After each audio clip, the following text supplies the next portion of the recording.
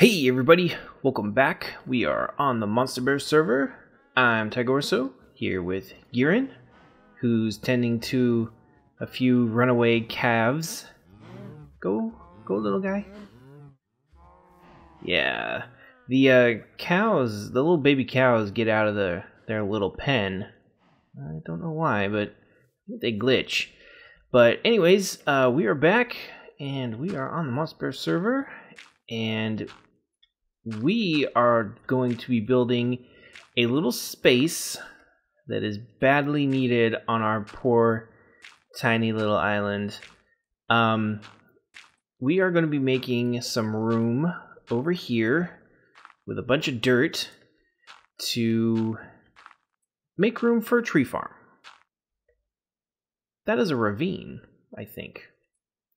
So we don't really have a whole heck ton of space. There's not a lot going on out here. We just have a tiny little island. We've got the disc, and we need some wood. We also need apples for the shop, so we are gonna make a little bit of extra space over here, and hopefully this will be big enough. I think I might have to expand this once I do it. So I'm just gonna play around with this a little bit, just rough it out, and then I'll expand it as I yes, Monsters wants us to stock golden apples for him. I don't know why, but he's got something for golden apples, so that's what we are going to try and deliver on. First stack gone. I actually have a ton of dirt on me. I've got like a full inventory. I went down into our mines. I had about maybe 7 or 8 stacks. I need to rearrange my bar to make Parthen happy. Yes, I will, because I only have 2 on there as of right now, so I will put more on it there. Now Parthen can't complain. But I went down into the mines and I grabbed a whole bunch of dirt, and there were just like huge nodes of it. It's actually was pretty surprising at how efficient it was for gathering. So I think in the future when I need some dirt, I may go down into the caves and get it that way, because it worked out pretty well for me this time. We've got a huge area dug out for that I was mining smooth stone out of originally for that monstrosity, and it exposed quite a few nodes of dirt, so I just went in and boop, plucked it all out. So we had an amazing live stream on Saturday. It was a lot of fun. We did have to take a little bit of a break, though, because we did the very first season of Monstabear Ultra Hardcore on Saturday. So I am super excited to get those videos edited and out to you guys as soon as possible. We are coordinating with the other guys. It looks like there's a tentative date set for the first episode on Monday the 17th, which is going to be in exactly 1 week. But they're Sunday? Oh, my bad. It's coming out Sunday. That's weird. Sunday the 17th. Okay, well, I thought it was a Monday. But no, that makes sense.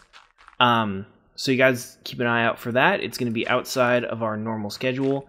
It may get delayed a little bit because a couple people had problems with their recordings.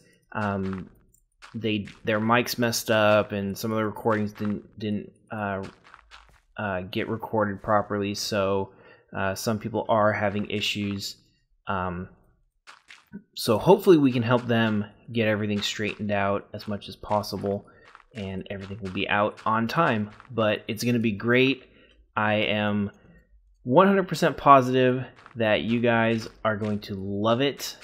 It's going to be lots of fun. There's going to be plenty of excitement. And Giren said that he looked over the recording so far, and There are some dramatic moments right at the end of episodes. So hopefully you guys will enjoy it. So you guys can definitely look forward to that.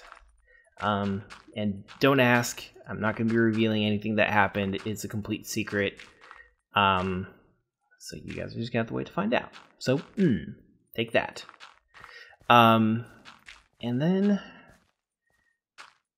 there we go. Let's see. I've got a couple of things that I wanted to touch on. These are just things that I've wanted to... Oh, are you serious? You know what? Based on that, we're actually going to need more room. I think I'm gonna double the size of this thing. I honestly don't know. I was thinking of that earlier, and I could not come up with an answer. So, good luck.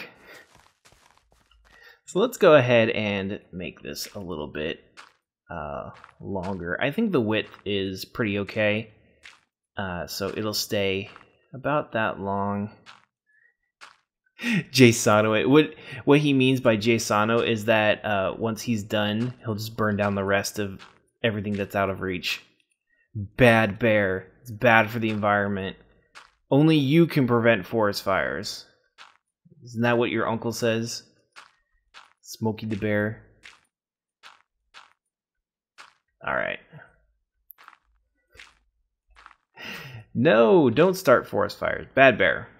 Anyways. Well, so I've got a couple things that I've wanted to talk about in the last couple episodes that I just sort of didn't really have time for. They were things that I found interesting, but there were other topics that were maybe a little more interesting that I sort of went off a little bit longer than I should have or maybe needed to, and these ones got passed over on my list of things. So I've got actually this huge pile of old show notes on the floor right now, and it's a pretty big pile. So I went through and I grabbed a couple things that I found most notable. First off was something interesting that I had read about the PlayStation 4. NVIDIA announced that they are going to be having a special version of PhysX and something else. But PhysX is the important thing. And for those of you who don't know, PhysX is a specialized physics processing algorithm that's only able to be used on NVIDIA GPUs. Now, the interesting thing about this is not the fact that, NVIDIA is porting PhysX. That's not really in and of itself very interesting. What is interesting is the fact that they are not using a NVIDIA GPU. They're using an AMD GPU, which is pretty noteworthy because right now there aren't very many games that support PhysX. PhysX support isn't really all that great, but it's only available to people with NVIDIA cards. It's sort of a perk. So if you have an AMD GPU, you will not be able to use PhysX. It's proprietary. And it sort of leads me to wonder if this is a good idea. One, if they were going to do a port and they ported it to the PlayStation 4 GPU, that would mean that other GPUs that are made by AMD could take advantage of PhysX, and NVIDIA is just being mean by not allowing it to work on anything but their cards. Second is, if they do it, is it going to suck? Because, it's based supposedly on hardware requirements. So, yeah. I think we need more room. Let's go out this way too. We still got some dirt left. We still got plenty of dirt. Yeah, we still got almost half an inventory. So it leads me to wonder, is this going to actually work? Oh, you let it break? Aww. That was a fortune axe.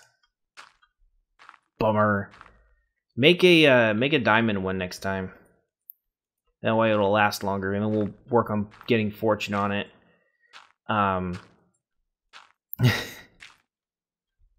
Mean. The mean bear tonight. So that's something interesting is, is it gonna work? And, it's since it only works on NVIDIA GPUs, a lot of games don't really adopt it for their games. Hawken uses it, and actually, I think Hawken is about the only game that I've played ever that has actually used NVIDIA PhysX. And I actually found an old NVIDIA card lying around, and I actually put it in my computer as a dedicated PhysX card. So whenever I do PhysX properties, I have a dedicated, a bit older graphics card that is just for the PhysX calculations, and it works pretty well. So I had an extra slot, so I figured, why the hell not, so that I'd get better frame rates when playing Hawken. So I wonder if this is sort of like just a sort of like a, hey, don't forget, that NVIDIA exists sort of thing regarding the PlayStation 4, so they can kind of have their name in it, so that we can talk about it, because we are talking about it. So if that was their point, it did work. Though with its low adoption rate among PC games, I wonder if anybody will actually go for it on the PlayStation 3. Who knows? Maybe it'll actually spur adoption. Maybe we'll start seeing more games with PhysX. Though I am sort of skeptical about that, because I feel like it's going to be a special implementation just for the PlayStation 4, and it's not really going to be compatible with anything else, which would lead to nobody giving a shit. So it could go either way. I mean, I think it's a cool idea. I hope it's a little bit more open and flexible than I think it's going to be. But if you guys have learned anything about me by now, I am pretty much pessimist. So when I see things and I talk about things, I pretty much take the negative side of things. I can't help it. That's just the way I am. So we shall see. Only time will tell, as with most things. It's a negative Nancy bear. So let's see here. What else do I got? So everybody has heard me talk about Google Glass. My mouse pad, I think I'm going to take this back. My mouse pad is sliding all over the place, and it's like falling apart already. I've had it for like a week. So yeah, I'm gonna go. I think I'm gonna take it back. Yeah, it looks pretty good. Let's grab some bone meal and test out some trees.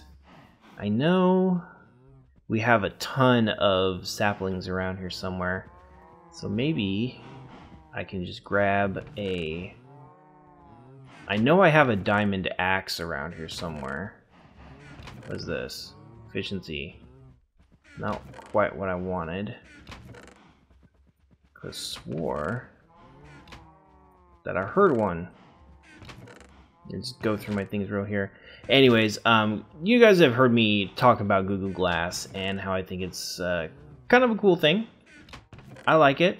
Some people don't, but that's their thing. They don't have to like it.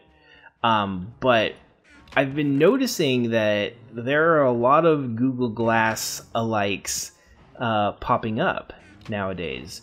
So you've got the Google Glass, which is like the progenitor, the father of wearable displays, or HUDs, whatever you want to call them. And there are so many other things popping up now. It's kind of interesting, but also kind of like, because I'm a little bit concerned about where the direction the wearable displays are going. I find that too often people aren't coming up with very good ideas. So there's been this long-held notion that with new technology you need this thing called a killer app. And throughout lots and lots of new computing systems, people have always talked about that magical thing. Am I just like wasting like bone meal here? Are these things ever gonna freaking grow? Oh, there we go. They're popping up slowly. Cool. The idea is that if you have like this one thing that everybody wants and everybody needs, then people will buy your device just to have that thing. You know, it's the killer app. It's a must-have. Some devices have had those in the past. The Xbox killer app was actually Halo, believe it or not.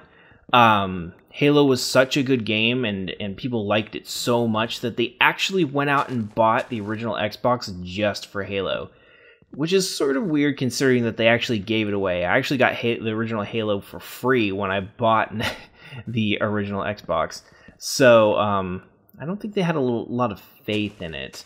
But people are searching for that killer app, that idea that is just so awesome it makes Google Glass a must-have.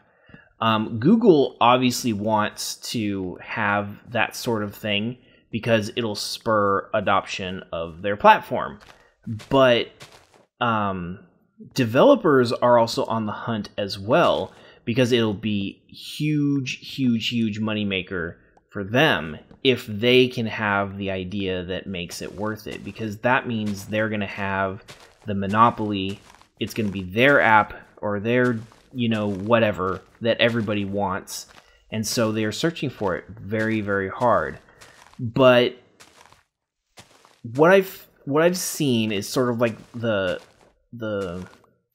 attitude towards the Google Glass stuff is that consumers, meaning you and I, are not really going to adopt it. There'll be some people who will, the gadgety type people, which I will admit I am in that category. I am eager to adopt Google Glass. I think it would be freaking cool. But developers are not sold on the idea that, people like, my parents will buy into it. So they are taking that idea that everything is just going to be, sort of like specialized, and that's what they're going with. So, Google Glass is mainly going to be used by surgeons and technicians and, people fixing things, where identifying certain problems or aspects visually would be something that you could do. And I mean, it's not a bad proposition. It's definitely useful. I'm sure you could definitely get into hospitals if you could have a wearable Google Glass type thing that nurses could wear, and it'll automatically, reduce your manpower by diagnosing problems like lacerations or, gunshot wounds, everything, without the need of, a fully trained nurse or a doctor or something like that.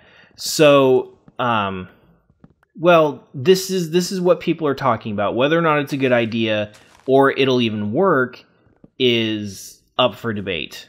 Absolutely. But this is what I'm seeing people talking about. And quite honestly, I think it's a bad idea. I really, really do. I think that we need more consumer level stuff. You know, things that will be useful in your everyday life and that you're going to want to have.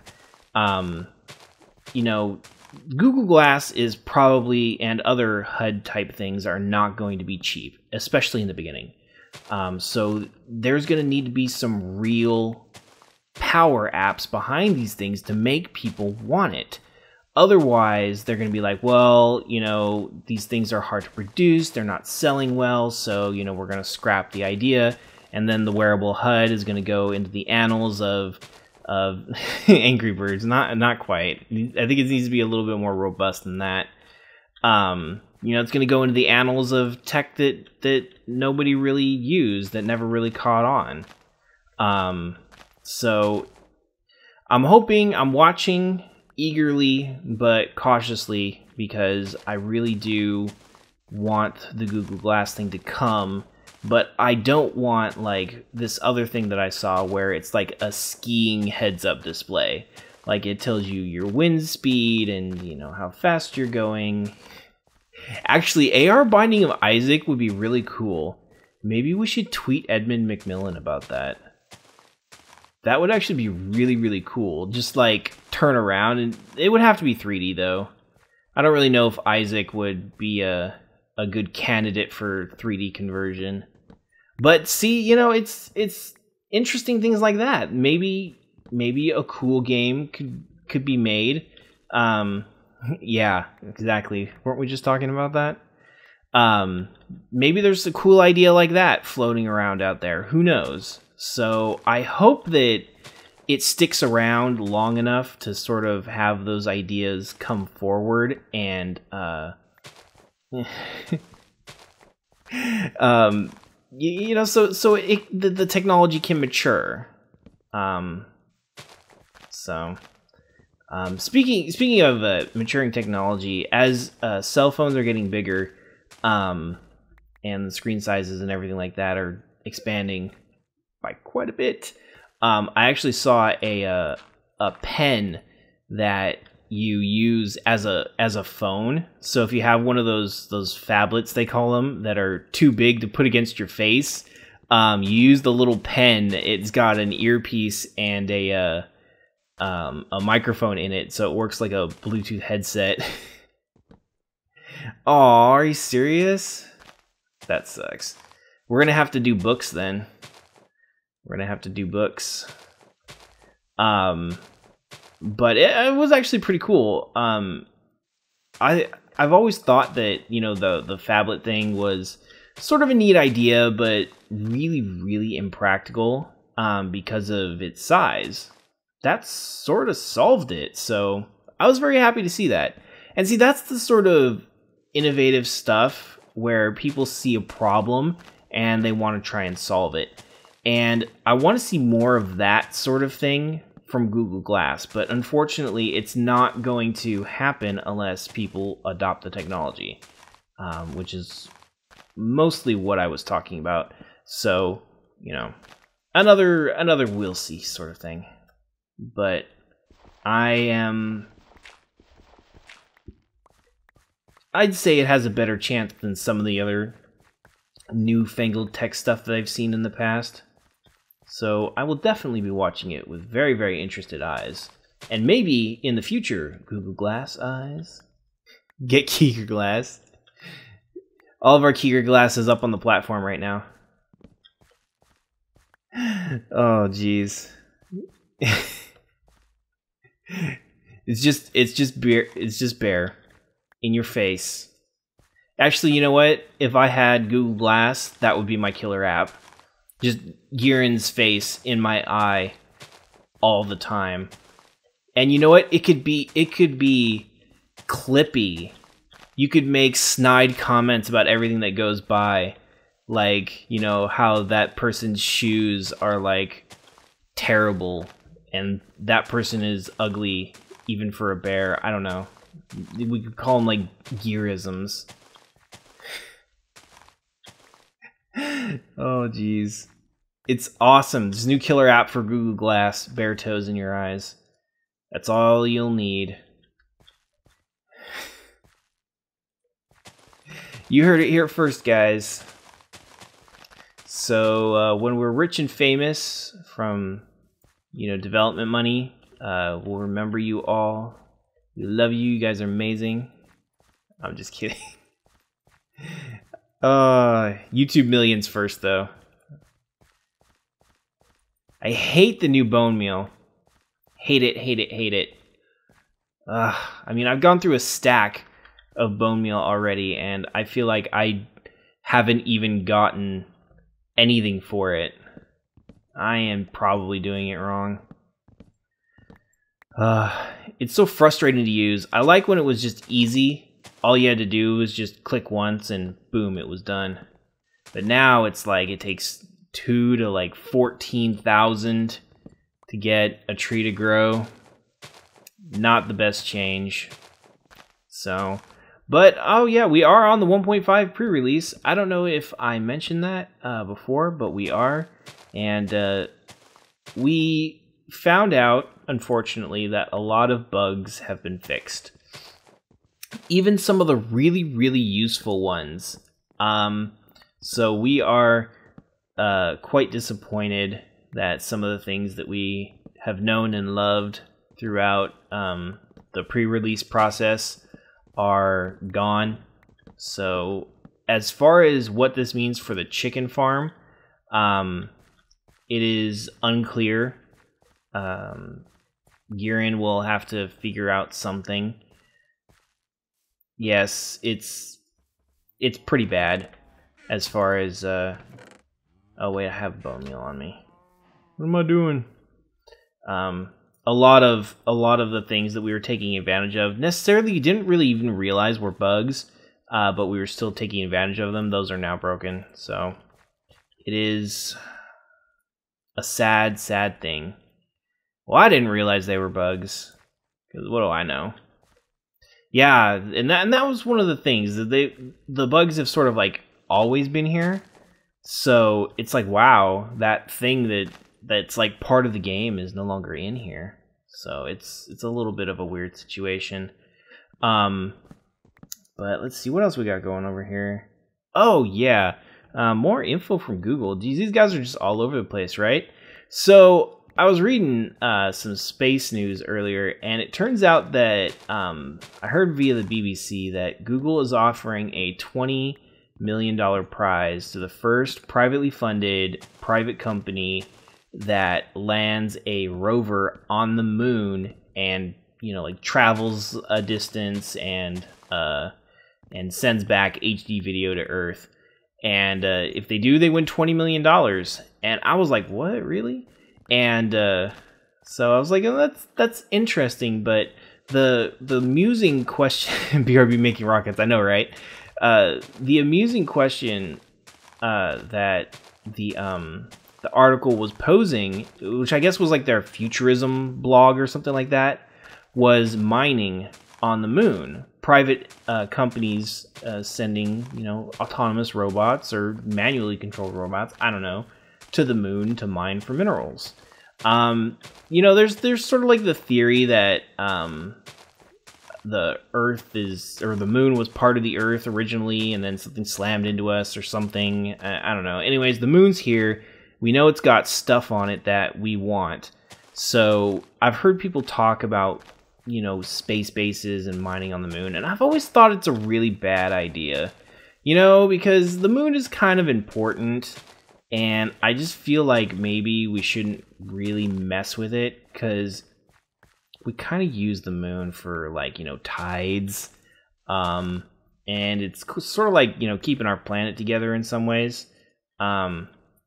So I have a little bit of a weird feeling about that. I guess really... it's sort of moon nostalgia, I guess. I like the moon. I don't want it to be, this eventual hollowed out piece of rock, What if the moon, like, breaks apart and, suddenly, like, we have no more tides? That would suck. That would, like, suck hardcore. So, I sort of don't want to touch it for fear of breaking it and exploiting it to the point where it's just like, oh yeah, that moon, the moon, yeah, it used to be like a round thing, but now it's just a bunch of gigantic rocks floating around in the sky because we ruined it. So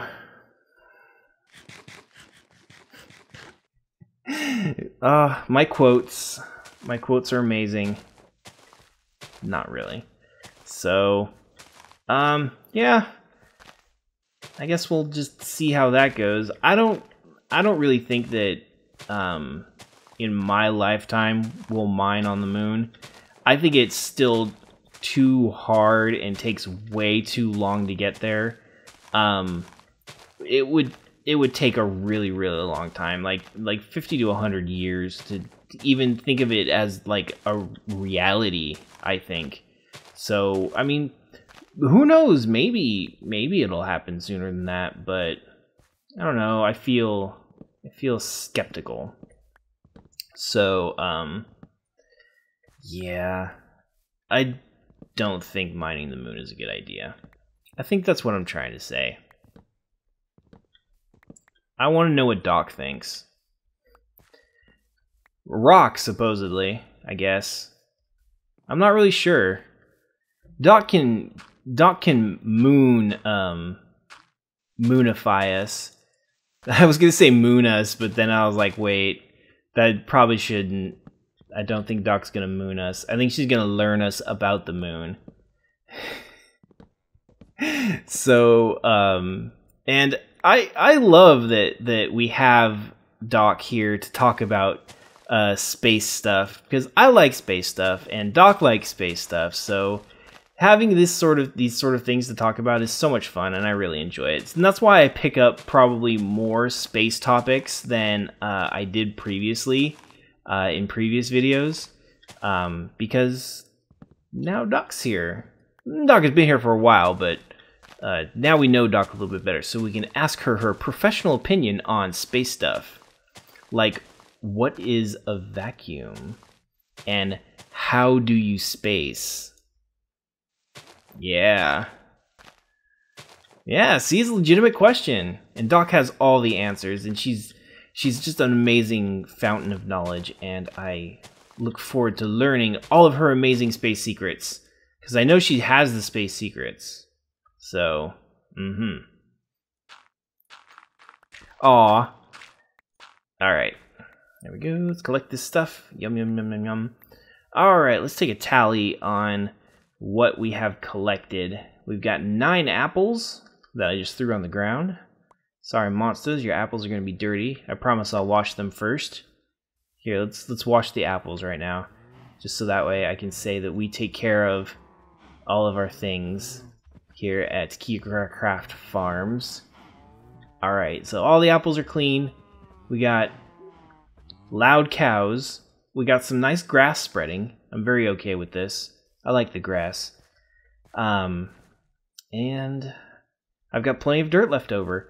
So eventually we're going to start working up there. I think the first thing I'm going to do is I'm going to create a garden up there for the entrance, which is going to be on this side.